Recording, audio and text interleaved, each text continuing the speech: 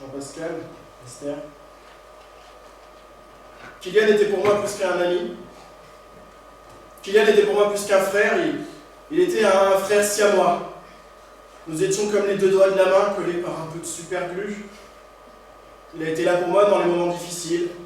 La perte de mon chien, la mort de Johnny, ma coloscopie.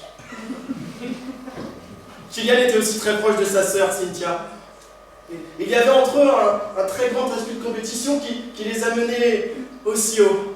Et cet esprit de compétition avait démarré très tôt. Et quand ils avaient 6 et 8 ans, ils avaient tenté de tenir 5 minutes en apnée. Esther, heureusement que vous savez faire du bouche à bouche. À 10 et 12 ans, rodéo sur des chèvres. Esther, heureusement que vous savez arrêter une hémorragie. À 14 et 16 ans, concours de gobage de piment. Esther, heureusement que vous allez faire un lavage d'estomac. Mais ce ne sont pas les années qui ont calmé Kylian et Cynthia, non?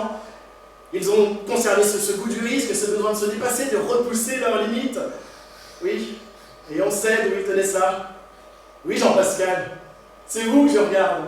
Oui, vous avez su garder les preuves de vos exploits.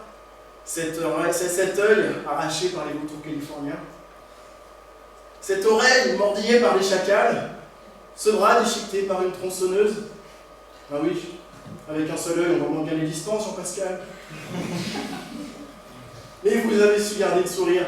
Oui, malgré ces quelques dents perdues dans une mauvaise chute, vous avez su garder le sourire. Avec Esther, oui. Malgré le départ de Cynthia l'an dernier.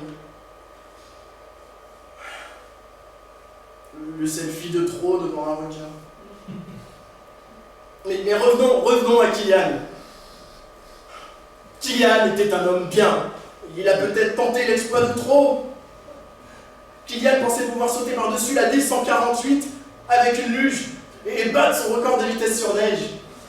Et j'étais là ce jour-là, à le soutenir en haut de la pente avec ma caméra. Et il a commencé à descendre. C'était sans compter sur ce tremplin mal fixé. Kylian a atterri sur la D148 et il a levé la main comme pour dire que tout allait bien. C'était sans compter sur cette camionnette. Kylian a été heurté de plein fouet. On a appelé les secours et il était conscient. Mais oui, Jean-Pascal, il était conscient, votre fils était un roc. Oui. Une fois attaché sur le brancard, l'ambulancier, malheureusement, a glissé sur cette plaque de verglas. Le brancard a chuté et a commencé à dévaler la pente. Kylian, tu l'as battu ton record. Pas sur la bonne luge, mais tu l'as battu. C'était sans compter sur cette rivière en contrebas. Le temps qu'on a, il est tombé dedans et le temps qu'on arrive, Kylian nous avait quittés. On n'a jamais su s'il était mort noyé ou gelé.